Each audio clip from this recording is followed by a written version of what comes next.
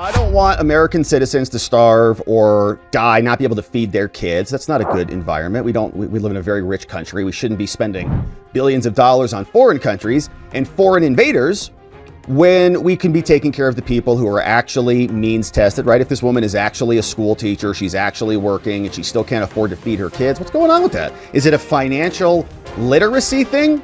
Are they spending too much money on unnecessary things like extra calories or whatever? Who knows what's going on exactly, but we don't want people to starve, of course. But I think she's going to be okay. She can survive the shutdown for another 6 to 8 months, I think. So we've got that. Then we also saw that even MSNBC is starting to hit the panic button on this, saying this is a very dramatic call from the federal unions, and now the Democrats are blaming the Democrats. Here's this report from MSNBC.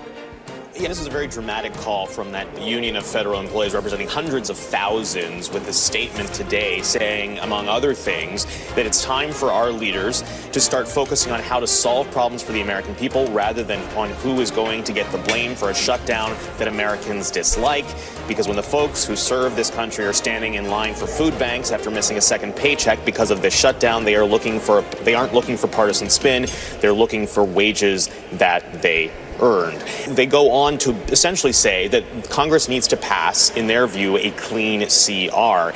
Now, when Speaker Mike Johnson was asked about this today, he certainly leaned into this. In fact, we saw several top Republicans on the House side take advantage of this statement and basically point to it, saying, Democrats, the ball is in your court now, whether or not you decide to act on this. Johnson saying, I certainly hope this is a turning point in the shutdown, noting that this is a union, after all, that is weighing in this sort of way, and saying that the shutdown is a charade. Now, of course, at the same time, I have in recent weeks spoken to Democrats representing districts with heavy populations of federal employees, and their message that they say they've been receiving from federal workers was keep up the fight, that healthcare is the fight worth having, that it is an important time to push back on the Trump administration. Of course, as this continues to drag out, as we see federal employees now missing paychecks, will that start to change? We shall see this week when lawmakers start to return. The Senate comes in this afternoon. They're expected at some point this week to vote again on that CR to reopen the government.